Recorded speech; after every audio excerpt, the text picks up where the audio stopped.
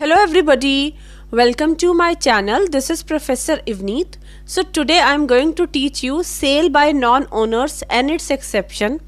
अगर आपके सिलेबस में सेल ऑफ गुड्स एक्ट है तो ये टॉपिक आप ज़रूर करके जाइए, ये बहुत इंपॉर्टेंट है। और हाँ, इससे पहले भी मैंने बिजनेस लॉ की बहुत सी वीडियोस बनाई हैं। अगर आप लोगों ने वो वीडियोस नहीं देखी हैं तो मैं उसका लिंक ऊपर आई बटन, नीचे डिस्क्रिप्शन बॉक्स और पिन कमेंट्स में दे दूंगी, तो आप चेक कर लीजिएगा। So without wasting any time let's get started.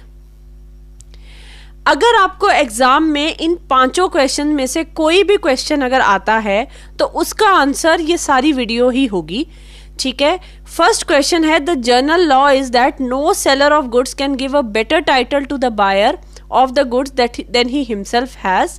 Explain, is there any exception to the above mentioned rules, so if so what are those. अगर ये क्वेश्चन आता है या फिर ये आता है, no one can give what one has not, कोई भी ऐसी चीज नहीं दे सकता जो उसके पास खुद भी ना हो। How does this maxim apply in the case of sale of goods, discuss.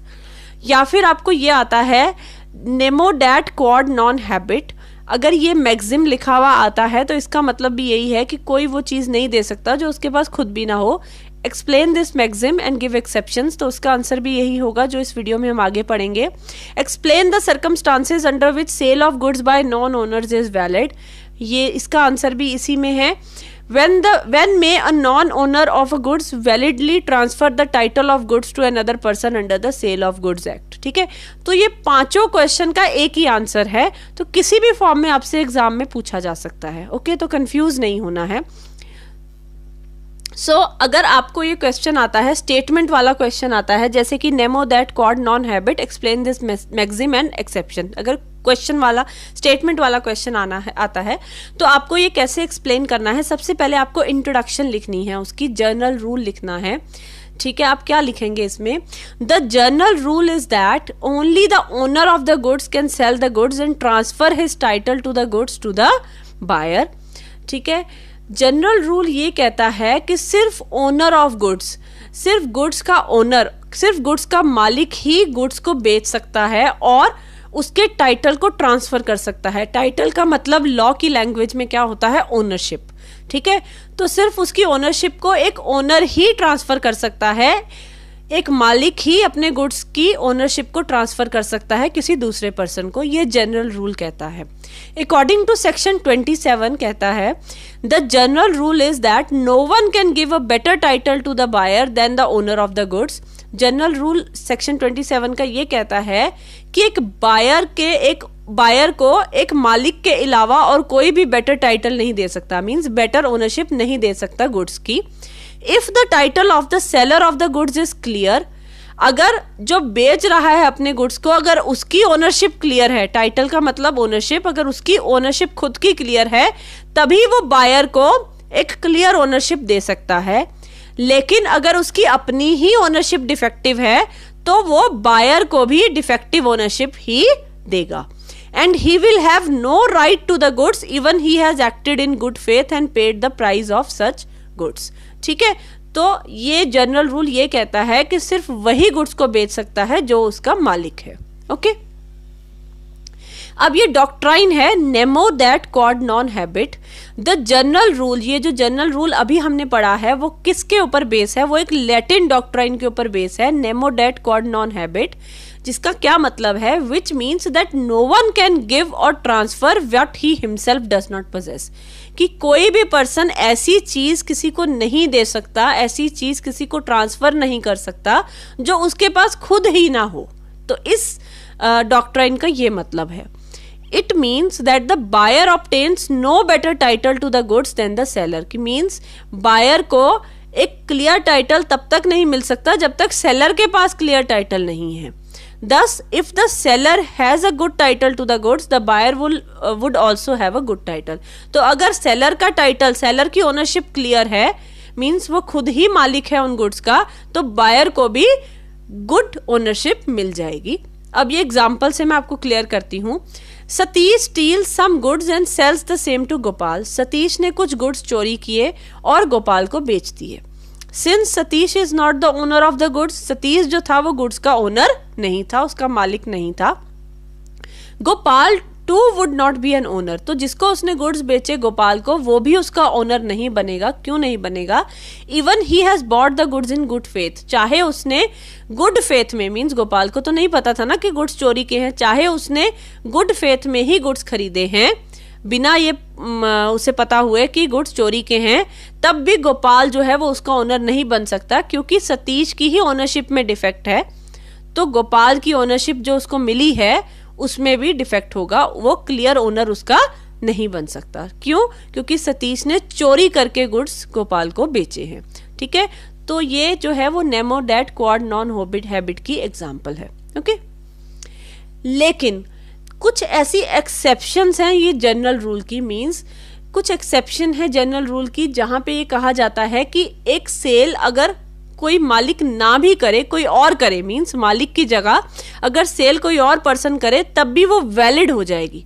General rule कहता है कि एक सेल जो है वो मालिक ही कर सकता है, लेकिन कुछ इसकी एक्सेप्शंस हैं जो कहती हैं कि अगर सेल कुछ केसेस में अगर मालिक ना भी करे तब भी वो सेल वैलिड मानी जाएगी और जो बायर है उसको बेटर टाइटल मिल जाएगा, बेटर ओनरशिप मिल जाएगी।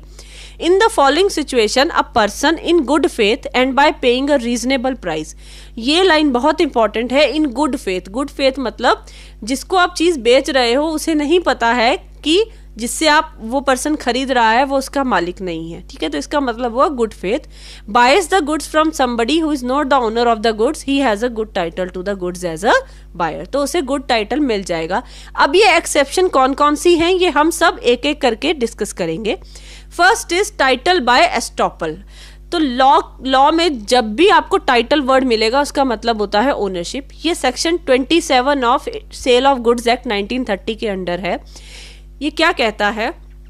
If the owner of the goods by his actions, conduct और behaviour convinces the buyer that the seller is the owner of the goods. अगर ओनर जो मालिक है गुड्स का, अगर वो अपने बिहेवियर से बायर जो चीज को खरीद रहा है उसे कन्विंस कर देता है कि जो सेलर है, मींस जो उसके गुड्स को बेच रहा है वही उसका मालिक है और उस पर्सन के पास प्रॉपर्टी है, उस पर्सन के पास अथॉरिटी है उस चीज को बेचने की, तो बाद में वो ये नहीं कह सकता कि भाई ये इसका मालिक नहीं है, इसका मालिक तो मैं हूं। ओके, अभी आपको ये कंफ्यूजिंग लग रहा होगा, मैं एग्जांपल से बताती हूं। देखो, B sells as bicycle to C. B ने क्या किया? ए के बाइसिकल को सी को बेच दिया। जब बी ने सी को साइकिल बेच रहा था तब ए भी वहां पे प्रेजेंट था। A is present when the sale is made. जब सेल हुई तो ए वहीं पे खड़ा था। जब बी बेच रहा था सी को तो ए ने कुछ नहीं बोला। He makes no comment not does he say that bicycle belongs to him. वो कुछ नहीं बोला और उसने ये भी नहीं कहा सी को कि ये बाइसिकल बी बेच रहा है, ये तो मेरी है, ऐसा भी नहीं कहा। Here A's conduct convinces C that B is the owner of the bicycle. अब A चुप रहा तो B C को बेच रहा था तो C को लगा शायद B ही मालिक है इस साइकिल का। In such a case अब C ने क्या किया? उस बाइसिकल को खरीद लिया। In such case A because of his conduct cannot later say that B had no right to sell the bicycle. तो C ने क्या किया? बाइसिकल को खरीद लिया ये मान के कि B ही उसका मालिक है, क्योंकि A कुछ नहीं बोला। अब जब बेचने की बारी आई, जब बिक गया साइकिल, तो ए बाद में ये नहीं कह सकता कि बी ने ये साइकिल कैसे बेच दिया, वो तो मालिक था ही नहीं, इसका मालिक तो मैं हूं, क्योंकि ए जो है अब उस समय वो चुप रहा जबकि उसे बोलना चाहिए था। तो टाइटल बाय एस्टॉपल ये कहता है कि जब आपने किसी अपने बिहेवियर से दूसरे पर्सन को ये बिलीव कर दिया कि इसका मालिक दूसरा पर्सन है कोई, तो बाद में आप अपनी उस चीज से डिनाई नहीं कर सकते। ठीक है, बाद में आप मुकर नहीं सकते उस चीज से, क्योंकि अगर आप उस समय बोले नहीं तो इट मीन्स तो यही हुआ ना कि बी ही उसका मालिक है उस साइकिल का। ठीक है, तो यहाँ पे जो सी है उसको गुड टाइटल मिल जाएगा, मीन्स क्लियर ओनरशिप मिल जाएगी। ओके, तो यहाँ पर भी बी जो है वो मालिक नहीं है, सेल बाय नॉन ओनर है, लेकिन जो सी है उसको बेटर टाइटल मिल जाएगा। Next is sale by mercantile agent. ये सेक्शन 27 के अंडर है ये भी। When a mercantile agent has the possession of the goods or the documents of title to the goods with the consent of owner of the goods. Mercantile agent वो agent होता है जो agent तो आप लोग को पता ही है क्या होता है, जो प्रिंसिपल के बिहाफ पे काम करता है, जो किसी दूसरे के बिहाफ पे काम करता है। मर्केंटाइल एजेंट जो कमर्शियल ट्रांजैक्शन को देखता है, जो बिजनेस ट्रांजैक्शन के लिए एक एजेंट रखा होता है प्रिंसिपल ने, ठीक है। एक मर्केंटाइल एजेंट है, उसके पास गुड्स का पोजेशन है।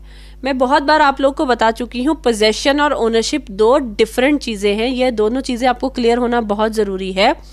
मैंने आपको पहले भी एक एग्जांपल दी थी कि मेरी कार मेरे दोस्त के घर पे खड़ी है, तो यहाँ पे कार मेरी है तो मैं ओनर हूँ, लेकिन वो मेरे दोस्त के घर में खड़ी है तो पोजेशन मेरे फ्रेंड के पास है, ठीक है। तो ये चीज़ें ध्यान रखना। और अगर मेरी कार मेरे पास ही खड़ी है तो मीन्स मैं ही ओनर हूँ और मेरे पास ही पोजेशन है। तो ये दोनों टर्म्स को क्लियर करना बहुत ज़रूरी है, पोजेशन और ओनरशिप। तो यहाँ पे ये पॉइंट क्या है कि जब एक मर्केंटाइल एजेंट के पास गुड्स का पोजेशन है, मीन्स उसके पास गुड्स है और the document of title to the goods, या तो उसके पास गुड्स का पोजेशन है या फिर उसके पास ओनरशिप उसको दे रखी है, मतलब टाइटल है उसके पास, ओनरशिप के कागज है, with the consent of the owner of the goods, means owner ने अपनी मर्जी से ही, कंसेंट होता है अपनी इच्छा से ही उसको पोजेशन दे रखा है या डॉक्यूमेंट ऑफ टाइटल दे रखा है। और वो मर्केंटाइल एजेंट क्या करता है, वो उन गुड्स को बेच देता है in the ordinary course of business, means business के अंदर ही वो उसको गुड्स को किसी दूसरे को बेच देता है। A sale made by the mercantile agent is deem to be made by the owner of the goods. तो ये माना जाएगा कि एक एजेंट की तरफ से करी गई सेल एक ओनर की तरफ से करी हुई सेल के ही बराबर है। बट इन सच सर्कमस्टांसेस, लेकिन ऐसे सर्कमस्टांसेस में the buyer must have acted in good faith, जो बायर है उसने गुड फेथ में एक्ट करना जरूरी है। मीन्स उसको नहीं पता है कि एजेंट उसका मालिक नहीं है, मीन्स उसे ये चीज की बिल्कुल भी नॉलेज नहीं है। And must not have the knowledge that the seller has no authority to sell the goods, और उसे इस चीज की कोई नॉलेज नहीं है कि सेलर के पास इसकी अथॉरिटी नहीं है बेचने की, तो वहां पे सेल वैलिड हो जाएगी। For the application of this exception, इस एक्सेप्शन का अप्लाई करने के लिए ये कंडीशंस पूरी होना बहुत जरूरी है। कौन कौन सी? First is the person making the sale must be a mercantile agent, जो सेल कर रहा है पर्सन वो मर्केंटाइल एजेंट होना बहुत जरूरी है। Second is the mercantile agent must be in possession of the goods और documents of the title to the goods, mercantile agent के पास या तो गुड्स का पोजेशन होना चाहिए या फिर उसका documents of title, means ownership के डॉक्यूमेंट्स होने चाहिए उसके पास।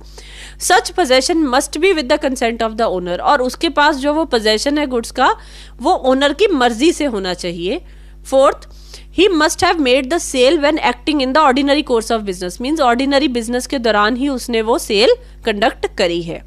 The buyer must act in good faith, और जो खरीद रहा है चीज को उसे नहीं पता कि एजेंट जो है वो उस चीज का ओनर नहीं है। The buyer must buy the good in good faith and without notice of the seller defect of title, उसने good faith में चीज खरीदी और उसे नहीं पता कि जो सेलर है उसके टाइटल में डिफेक्ट है, ठीक है, मींस वो उसका ओनर नहीं है। तो ये कंडीशंस पूरी होना चाहिए तभी ये एक्सेप्शन लागू होगी। अब इसमें केस है, case of Fox versus King का। In this case A give his car to B, इस केस में क्या हुआ था, ए ने अपनी कार जो है वो बी को दी। हु वॉज हिज एजेंट, अब बी जो था वो ए का एजेंट था।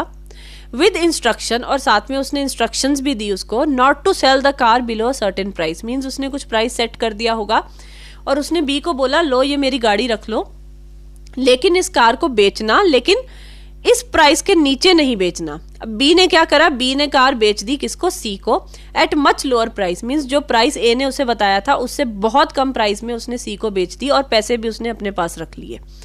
She had bought a car in good faith, अब सी को तो नहीं पता था कि बी को इस चीज की अथॉरिटी नहीं है, या फिर बी को ए ने इंस्ट्रक्शन दे रखी है कि इतने अमाउंट से कम कार मत बेचना, तो उसने गुड फेथ में एक्ट करा and had no knowledge of the directions that A had given to B.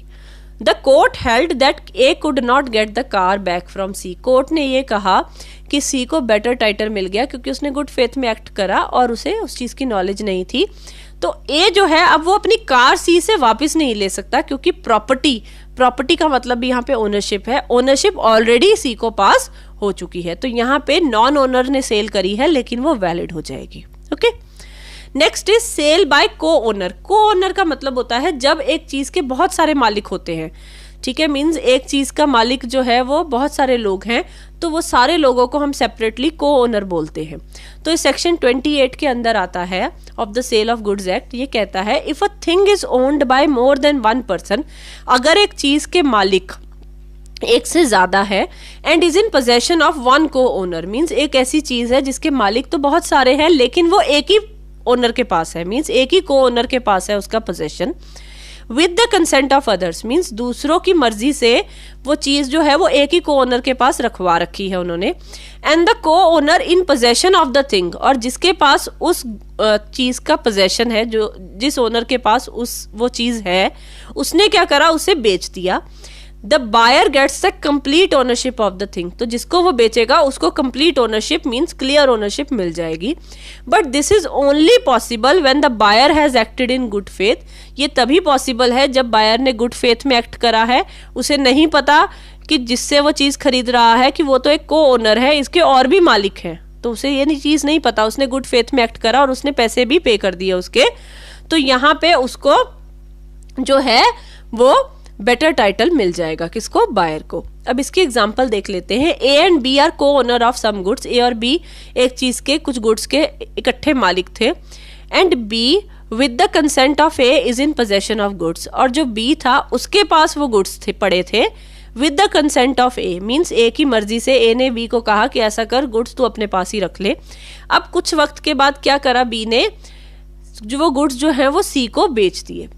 अब सी ने गुड्स को गुड फेथ में खरीदा, मीन्स सी को ये नहीं पता था कि ए भी उसका मालिक है, उसे था कि बी बेच रहा है तो बी ही मालिक होगा, तो इन सच केस जो सी है उसको बेटर टाइटल मिल जाएगा और ए जो है वो अब वो गुड्स रिकवर वापस नहीं कर सकता। For the application of this exception, इस एक्सेप्शन को अप्लाई करने के लिए, लागू करने के लिए ये कंडीशन पूरी होना बहुत जरूरी है। One of the several joint owners of the goods must be in sole possession of the goods, वही चीज है कि बहुत सारे मालिकों के बीच में एक जो ओनर है उसके पास पूरा गुड्स का पोजेशन होना चाहिए, तभी तो वो बेचेगा आगे, ठीक है। तो यहाँ पे one of the several joint owners की जगह आप वन ऑफ द को ओनर भी लिख सकते हो, एक ही चीज होती है वो। The joint owner must be in possession of the goods by the permission of the को ओनर्स, मीन्स जिसके पास वो गुड्स का पोजेशन है वो दूसरे को ओनर की मर्जी से है, मीन्स दूसरे को ओनर ने अपनी मर्जी से उसके पास पोजेशन दे रखा है, गुड्स उसके पास दे रखे हैं। The buyer should purchase the goods in good faith, जो बायर है वो गुड्स को गुड फेथ में खरीदेगा, उसे नहीं पता कि ये अकेला मालिक नहीं है, इसके अलावा भी कोई और मालिक है। The buyer must buy the good in good faith and without the notice of the seller defect of title, और उसे ये नहीं पता कि सेलर के जो टाइटल है उसमें डिफेक्ट है, वो अकेला मालिक नहीं है, उसके अलावा भी कोई और मालिक है। जो ये थर्ड और फोर्थ पॉइंट है ना, ये बहुत इंपॉर्टेंट है, क्योंकि अगर बायर को पता होता है ना, अगर सपोज बायर ने गुड्स को गुड फेथ में नहीं खरीदा, उसे पहले से पता है कि ये मालिक नहीं है जिससे मैं खरीद रहा हूँ, तो उस केस में फिर उसे बेटर टाइटल नहीं मिलेगा, ठीक है। तो ये थर्ड और फोर्थ पॉइंट बहुत इंपॉर्टेंट है इन सारी एक्सेप्शंस में। Next is sale by a person in possession of goods under voidable contract. Section 29 कहता है if the buyer buys the goods from a person who has obtained the goods by question, अगर एक buyer जो है वो goods खरीदता है एक ऐसे इंसान से जिसने उन गुड्स को क्वेश्चन से, फ्रॉड से या अनड्यू इन्फ्लुएंस से किसी दूसरे पर्सन से लिया है, ठीक है, और जिस दूसरे पर्सन से उसने लिया है उसने उस कॉन्ट्रैक्ट को रिसाइंड नहीं करा, कैंसिल नहीं करा, तो उस केस में जो बायर उन गुड्स को खरीद रहा है उसे गुड टाइटल मिल जाएगा, ठीक है। ये एग्जांपल से आपको ज्यादा क्लियर होगा। अब देखो इसमें क्या है, but if the owner of goods has रिसाइंडेड the contract, लेकिन अगर गुड्स का जो मालिक है उसने कॉन्ट्रैक्ट को कैंसिल कर दिया, he had made with the seller the title of the buyer of goods will become defective. तो अगर कॉन्ट्रैक्ट रिसाइंड कर दिया गया तो टाइटल डिफेक्टिव हो जाएगा, अगर कॉन्ट्रैक्ट रिसाइंड नहीं किया गया तो टाइटल क्लियर हो जाएगा। ये एग्जाम्पल से आपको बिल्कुल क्लियर हो जाएगा, देखना आगे। लेकिन उससे पहले for the application of this exception the following condition should be fulfilled, following conditions पूरी होना बहुत जरूरी है। The seller must be in possession of the goods under voidable contract, जो सेलर है उसके पास गुड्स का पोजेशन होना चाहिए अंडर वॉइडेबल कॉन्ट्रैक्ट के under. Under section 19 and 19A of Indian contract act 1872। ये 19 और 19A में हमारे कोएर्शन, अनड्यू इन्फ्लुएंस, ये सब आते हैं। ठीक है, तो अगर मैंने जब वॉइडेबल कॉन्ट्रैक्ट आपको कराया था तो मैंने बताया था कि वॉइडेबल कॉन्ट्रैक्ट हमारा होता ही सिर्फ तब है जब कंसेंट फ्री नहीं होता, और ये कंसेंट फ्री तब नहीं होता जब कोई गुड्स आप कोएर्शन से लेते हो। मीन्स किसी को धमकी दे के, किसी के सर पे गोली रख के आपने कहा कि ये प्रॉपर्टी अपनी मुझे पास कर दे, अब उस पर्सन ने जान बचाने के लिए साइन कर दिया तो वो कॉन्ट्रैक्ट हो गया। तो अब उस पर्सन के पास ऑप्शन होता है, उसका कॉन्ट्रैक्ट वॉइडेबल हो जाता है जिसको आपने धमकी दी है। या तो अगर तो वो सबको बताएगा कि मेरे साथ जबरदस्ती इसने मेरे से प्रॉपर्टी खरीदी है तो वो कॉन्ट्रैक्ट को कैंसिल कर सकता है। लेकिन अगर वो किसी को कुछ नहीं बताएगा और वो वैसे ही मान लेगा कि जैसे जो हो गया सो हो गया, तो उस केस में वो कॉन्ट्रैक्ट वैलिड हो जाएगा। ठीक है, या तो वो कॉन्ट्रैक्ट को कैंसिल कर सकता है या वो कॉन्ट्रैक्ट को वैलिड बना सकता है, तो उसके पास ऑप्शन होता है। ठीक है, तो यहाँ पे जो गुड्स है सेलर के पास वॉइडेबल कॉन्ट्रैक्ट के अंडर ही आने चाहिए। Second is the contract must not have been rescinded at the time of sale. Contract cancel नहीं किया हुआ होना चाहिए सेल के दौरान। अगर कॉन्ट्रैक्ट कैंसिल हो गया तो बायर को बेटर टाइटल नहीं मिलेगा, अगर कॉन्ट्रैक्ट कैंसिल नहीं हुआ तभी उसे बेटर टाइटल मिलेगा। तो ये कंडीशन होना बहुत जरूरी है।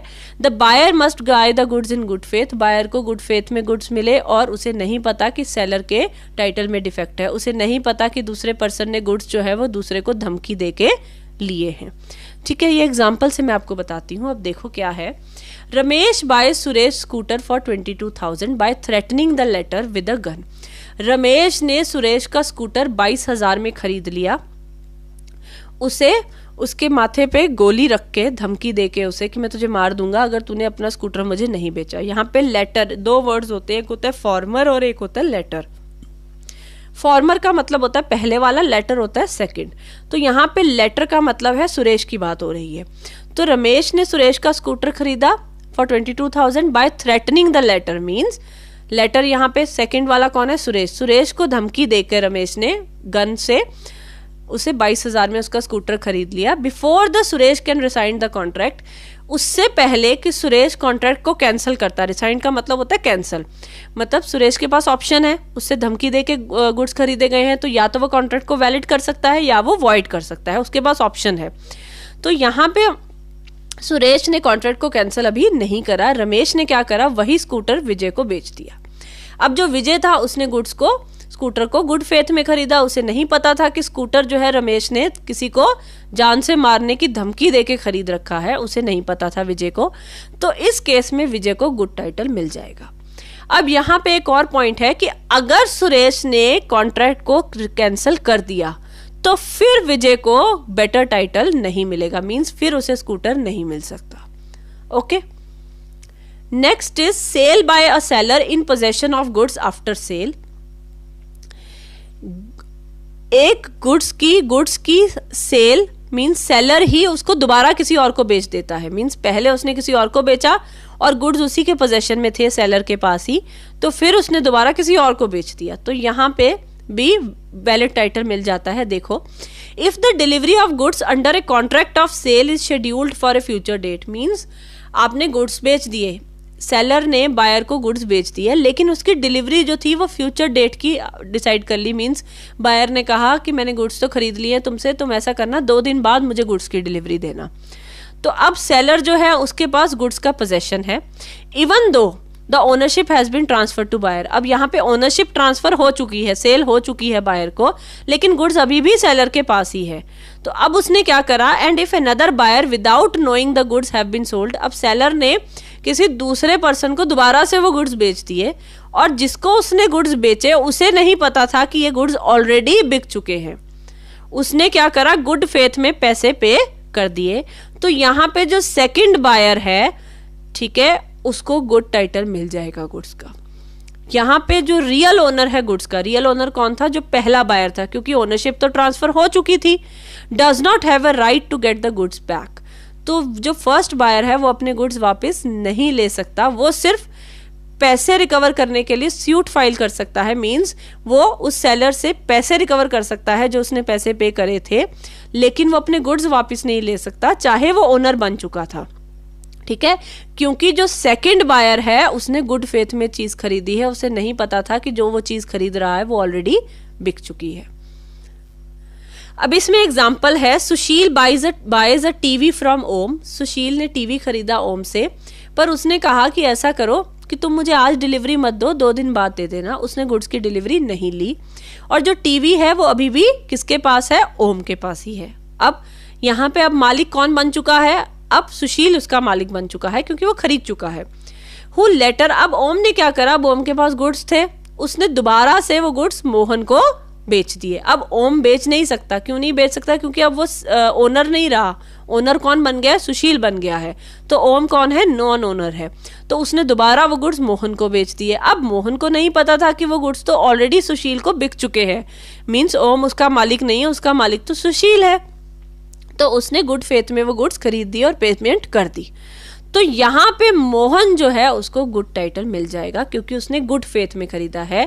तो जो सुशील है वो अपने गुड्स वापस रिकवर नहीं कर सकता, वो बस ओम पे केस कर सकता है और अपने पैसे ले सकता है जितने में उसने वो गुड्स खरीदे, और वो डैमेजेस क्लेम कर सकता है, लेकिन गुड्स उसे वापस नहीं मिलेंगे। गुड्स का ओनर मोहन बन चुका है, जिसको क्लियर टाइटल मिल चुका है। Okay, next is sale by a buyer in possession of goods. पीछे वाला पॉइंट था सेल बाय अ सेलर, अब है sale by a buyer in possession of goods. Means अब अगर बायर जो है अभी उसने चीज खरीदी नहीं है, खरीदने वाला है, लेकिन उसके पास गुड्स का पोजेशन पहले से आ गया और उसने आगे किसी और को बेच दिए, तब वो सेल भी वैलिड हो जाएगी। देखो, when a buyer with the consent of seller gets the possession of goods before the transfer of their ownership, means ए ने बी से, वही वाली एग्जांपल ले लेते हैं हम, जैसे सुशील ने ओम से टीवी खरीदना था, ठीक है, अभी ओनरशिप ट्रांसफर नहीं हुई है टीवी की, लेकिन सुशील जो है वो टीवी पहले ही 2 दिन पहले ही, मींस ओनरशिप ट्रांसफर होने से पहले ही 2 दिन पहले अपने घर ले गया गुड्स, मींस उसके पोजेशन में आ गए, और ओम ने भी कहा हाँ चलो ले जाओ, 2 दिन बाद ओनरशिप ट्रांसफर कर देना। द लेटर सेल्स और प्लेजेस, उसने क्या करा? लेटर यहाँ पे दूसरे पर्सन की बात हो रही है, वही चीज है कि अब क्या करा उसने, सुशील ने वही गुड्स किसी थर्ड पार्टी को, जैसे कि सपोज ए को बेच दिए। इफ द थर्ड पार्टी, जो ए है, उसने गुड फेथ में एक्ट करा, उसे नहीं पता था कि सुशील तो अभी मालिक बना ही नहीं है, उसका मालिक तो अभी भी ओम ही है, ठीक है, and gets the possession of the goods by paying a price and without having any knowledge of the right of the owner to the goods, he gets a good title. तो जो ए है उसको गुड टाइटल मिल जाएगा, ठीक है। तो मैंने यही वाली एग्जांपल ली है जो पीछे मैंने सुशील और ओम वाली ली थी, तो वही पॉइंट है। पिछले वाले केस में सेल हो चुकी थी, इसमें अभी सेल नहीं हुई है, और सुशील जो है वो पहले ही गुड्स ले गया सेल होने से पहले, और सुशील ने आगे ए को बेच दिए। ए को नहीं पता था कि गुड्स में डिफेक्ट है, मीन्स गुड्स में नहीं, गुड्स की ओनरशिप में डिफेक्ट है, मीन्स जो सुशील मुझे गुड्स बेच रहा है वो खुद ही उसका मालिक नहीं है, तो उसने ए ने गुड फेथ में खरीद लिया। तो यहाँ पे अब ए जो है उसको बेटर टाइटल मिल जाएगा, चाहे उसको गुड्स ऐसे पर्सन ने बेचे हैं जो खुद उसका मालिक नहीं है। Next is sale by unpaid seller. Unpaid का मतलब होता है जो सेलर को अपने काम की पेमेंट नहीं मिली है, मीन्स जो सेलर को अपनी सेल की पेमेंट अभी तक नहीं मिली है उसे हम अनपेड सेलर बोलते हैं। सेक्शन 54 सब सेक्शन 3 कहता है when an unpaid seller exercises his right to stop the goods in transit. जब मैं अनपेड सेलर कराऊंगी तो मैं उसमें बताऊंगी कि अनपेड सेलर जो होता है उसके पास हक होता है, जिसको पेमेंट नहीं मिली है अपनी सेल की, मीन्स उसने गुड्स बेच दिए हैं, ओनरशिप ट्रांसफर हो गई, लेकिन उसे पैसे नहीं मिले हैं अभी तक, तो वो क्या कर सकता है? उसके पास 2 ऑप्शन होते हैं, या तो वो गुड्स को रास्ते में ही रोक ले, जब उसे पता चल गया कि मेरे को पेमेंट नहीं मिलने वाली है तो उसने गुड्स को जैसे ट्रक से जा रहे थे तो उसने रास्ते में ही रोक लिया गुड्स को कि रोक दो, उसके पास मत जाने दो, वो मुझे पेमेंट नहीं करने वाला है। या फिर वो गुड्स का लियन एक्सरसाइज कर सकता है। लियन का मतलब है कि वो गुड्स को तब तक अपने पास रख सकता है जब तक उसके पैसे की पेमेंट क्लियर नहीं हो जाती है, तो वो 2 राइट क्लेम कर सकता है। To get the possession of goods, अब उसके पास गुड्स अनपेड सेलर के पास आ गए हैं, मींस गुड्स का पोजेशन आ गया है, लेकिन उसकी ओनरशिप बायर के पास है, मींस उसका मालिक कौन है? बायर है, जो खरीद चुका है गुड्स, लेकिन बायर ने पेमेंट नहीं करी है सेलर को। तो जो सेलर है उसने गुड्स का पोजेशन नहीं दिया, मींस गुड्स उसके पास ही है, उसने बायर को गुड्स नहीं दिए, उसने कहा पहले पैसे पे करो तब मैं दूंगा, बट उसका ओनर कौन है? बायर है। अब अनपेड सेलर के पास ये हक है कि वो गुड्स को दोबारा किसी और को बेच सकता है। The buyer in such a resale gets an absolute title to the goods. तो वो जिसको गुड्स बेचेगा उसे better title, good title, clear title मिल जाएगा, चाहे जो सेलर है वो अनपेड सेलर जो है वो उसका मालिक नहीं है गुड्स का।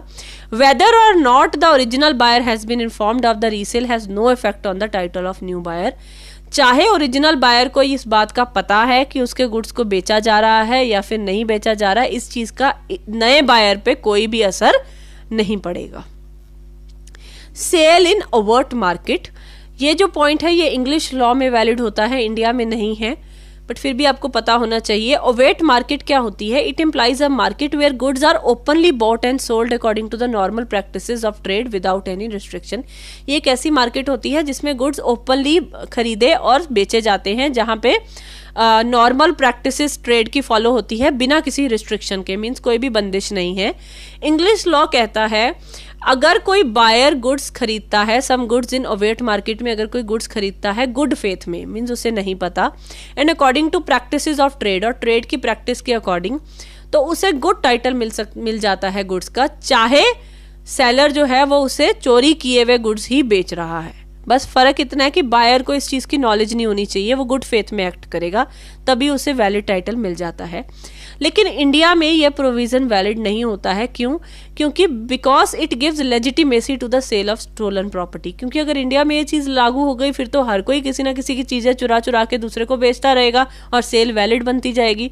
तो इसलिए इंडिया इस जो पॉइंट है इसको रिकॉग्नाइज नहीं करता है। Okay, next is exception under other acts. अब सेल ऑफ गुड्स एक्ट के अलावा और बहुत सारे एक्ट्स हैं जहां पे ये एक्सेप्शंस वैलिड होती है। देखो, फर्स्ट एक्सेप्शन है under section 169 of contract act. ये कॉन्ट्रैक्ट एक्ट की 169 के अंडर एक finder of goods finder of goods कौन होता है? जिसको गुड्स रास्ते पे पड़े हुए मिल गए, has a power to sell the goods. उसके पास भी पावर होती है। पहले तो उसका फर्ज बनता है कि वो ओनर को ढूंढे और उसे गुड्स वापस दे, लेकिन फाइंडर ऑफ गुड्स के पास भी पावर होती है कि वो गुड्स को कुछ कंडीशन के अंदर दूसरे को बेच सकता है और जिसको वो बेचेगा उसे बेटर टाइटल मिल जाएगा। Thus where a person leaves a watch, अगर कोई पर्सन जो है अपनी घड़ी या अपनी अंगूठी पार्क में या पार्क की सीट पे कहीं छोड़ जाता है, and the owner of the watch और ring can not be found with reasonable diligence, means जिसको वो घड़ी मिली या जिसको वो अंगूठी मिली उसने बहुत ज्यादा मालिक को ढूंढा, लेकिन विद अ रीजनेबल डिलीजेंस, बहुत ढूंढने के बाद भी उसे मालिक नहीं मिला, तो वो गुड्स किसी और को बेच सकता है। और the bona fide purchaser will get the good title, तो जो परचेज करेगा उस गुड को उसे क्लियर ओनरशिप मिल जाएगी, चाहे फाइंडर ऑफ गुड्स जो है वो उसका असली मालिक नहीं है। अब यहाँ पे बोनाफाइड का मतलब क्या होता है? बोनाफाइड का मतलब होता है इन गुड फेथ। ठीक है, तो या तो आप इन गुड फेथ लिख दो, बायर इन गुड फेथ, या फिर आप बोनाफाइड वर्ड लिख दो, तो इसका मतलब दोनों का सेम होता है, मीन्स उसे कोई नॉलेज नहीं है। The finder may sell the goods in following situation, finder सिर्फ इन सिचुएशन को में ही गुड्स को बेच सकता है जब गुड्स इस तरीके के हैं कि वो बहुत जल्दी खराब हो जाएंगे। अगर बहुत टाइम तक उसने अपने पास रखे तो वो गुड्स खराब होने वाली प्रवृत्ति के हैं, पेरिशिंग का मतलब होता है खराब होना, तो वो गुड्स को सेल कर सकता है। या फिर फाइंडर ने जिसके पास गुड्स हैं उसका उन गुड्स के ऊपर इतना खर्चा हो गया है और वो जो खर्चा है जितने के वो गुड्स हैं उसका 2/3 का खर्चा उसके ऊपर वो कर चुका है, जितने की गुड्स के वैल्यू के गुड्स हैं उसका 2/3 वो ऑलरेडी उस पर खर्च कर चुका है, तो फिर उसके पास ये हक आ जाता है कि वो गुड्स को सेल कर सकता है। Under section 176 of contract act, a pony of goods has, एक पॉनी जो होता है उसके पास भी पावर होती है गुड्स, जो उसके पास पॉन्ड मतलब उसके पास गिरवी रखे गए हैं, उसके पास रखे गए हैं, he passes a better title than he himself, वो उसे बेच सकता है लेकिन कुछ कंडीशंस है, सिर्फ उसी में बेच सकता है। ठीक है, third is in some cases, कुछ केसेस में special power of sale is given to, कुछ स्पेशल पावर दी जाती है, किसको दी जाती है? ऑफिसर्स ऑफ कोर्ट, कोर्ट की तरफ से ऑफिसर, कोर्ट के ऑफिसर्स को, या फिर लिक्विडेटर ऑफ कंपनीज, जब कंपनी बिकती है या बंद होती है तो लिक्विडेटर्स अपॉइंट किए जाते हैं। लिक्विडेटर्स का क्या काम होता है कि सारे एसेट्स को बेच के सारे क्रेडिटर्स को, सारे लायबिलिटीज को चुकता मतलब पूरा करो, सारे लायबिलिटीज को खत्म करो, उनको पे करो। ठीक है, अब लिक्विडेटर्स मालिक नहीं होते हैं कंपनी के, लेकिन फिर भी वो सेल करते हैं और तो फिर उनकी सेल भी वैलिड मानी जाती है। या फिर रिसीवर ऑफ इंसॉल्वेंट स्टेट, इसका इंसॉल्वेंट का मतलब होता है दिवालिया, जब किसी का दिवालिया निकल जाता है, किसी कंपनी का दिवालिया निकल जाता है, ठीक है, तो ऑफिशियल रिसीवर अपॉइंट होते हैं। तो उस केस में वो पर्सन उस बंदे की जितनी भी प्रॉपर्टी होती है उसको सेल करके उसकी लाइबिलिटीज को पे ऑफ करते हैं। तो यहाँ पे जो वो चीज़ वो सेल करेंगे तो वहाँ पे वो मालिक नहीं है, ऑफिसर्स ऑफिशियल रिसीवर्स वो मालिक नहीं है, लेकिन उनकी सेल वैलिड मानी जाती है। तो all these persons are not owners, ये मालिक नहीं होते हैं, लेकिन yet they all the properties of other, they sell आएगा यहाँ पे, they sell all the properties of other, लेकिन वो फिर भी बेचते हैं दूसरों की प्रॉपर्टीज और वो बेटर टाइटल देते हैं बायर्स को देन दे देमसेल्फ पोजेस। उनके पास तो टाइटल नहीं है लेकिन वो बायर को बेटर टाइटल दे देते हैं। Next is bill of exchange. अगर जैसे किसी को रास्ते में पड़ा हुआ चेक मिल गया, bill of exchange and negotiable instrument form an another exception to this general rule. A thief, एक चोर या फिर फाइंडर ऑफ सच इंस्ट्रूमेंट, आपको रास्ते में पड़ा हुआ एक चेक मिल गया जो कि बियरर चेक था, जो खाली चेक था, बस अमाउंट भरा था और साइन कर रखे थे। जो पे के आगे लाइन लगी होती है वो बिल्कुल खाली थी, तो इट मीन्स वो बियरर चेक था। तो वो अगर जिसको भी वो चेक देगा तो वो जो है जिसको चेक देगा उसको गुड टाइटल मिल जाएगा उतने पैसों का, ठीक है। तो ये कुछ एक्सेप्शंस थी जहां पे sale by non owners valid हो जाती है। तो अगर आपको स्टेटमेंट वाला क्वेश्चन आता है तो उसमें कंक्लूजन लिखना बहुत ज़रूरी होता है, वो ज़रूर लिखिएगा आप। तो क्या कंक्लूजन आप लिखेंगे इस क्वेश्चन में? From the above it can be concluded, ये कंक्लूड किया जाता है the sale can only be done by the owner, sale सिर्फ एक ओनर ही कर सकता है, एक मालिक ही कर सकता है। जनरल रूल कहता है no seller of the goods can give the buyer of goods a better title to the goods than he himself has. Seller कोई भी बायर को ऐसा टाइटल नहीं दे सकता, बेटर टाइटल, जो कि बेटर टाइटल उसके खुद के पास भी नहीं था, ठीक है। मींस अगर उसके पास खुद बेटर टाइटल है सेलर के पास तभी वो बायर को बेटर टाइटल दे सकता है, इसका मतलब ये है। But there are certain exceptions, लेकिन कुछ ऐसी एक्सेप्शंस हैं जो कि हमने अभी डिस्कस करी है। वेयर अ नॉन ओनर में सेल द गुड्स, जहां पे एक मालिक जो नहीं भी है अगर वो गुड्स को बेचता है तो वो दूसरे पर्सन को एक बेटर टाइटल दे सकता है जो कि उसके खुद के पास भी नहीं है। ओके, तो आपको ये कंक्लूजन लिखना है। आई होप आपको आज का टॉपिक बिल्कुल क्लियर हो गया होगा। इनकेस अगर आपको कोई डाउट है तो आप मुझे कमेंट सेक्शन में लिख सकते हैं। और हाँ, अगर आपको मेरा पढ़ाया हुआ समझ आता है और आप आगे फर्दर भी मुझसे पढ़ना चाहते हैं तो आप मेरी वीडियो को लाइक शेयर कर सकते हैं और मेरे चैनल को सब्सक्राइब कर सकते हैं। So thank you.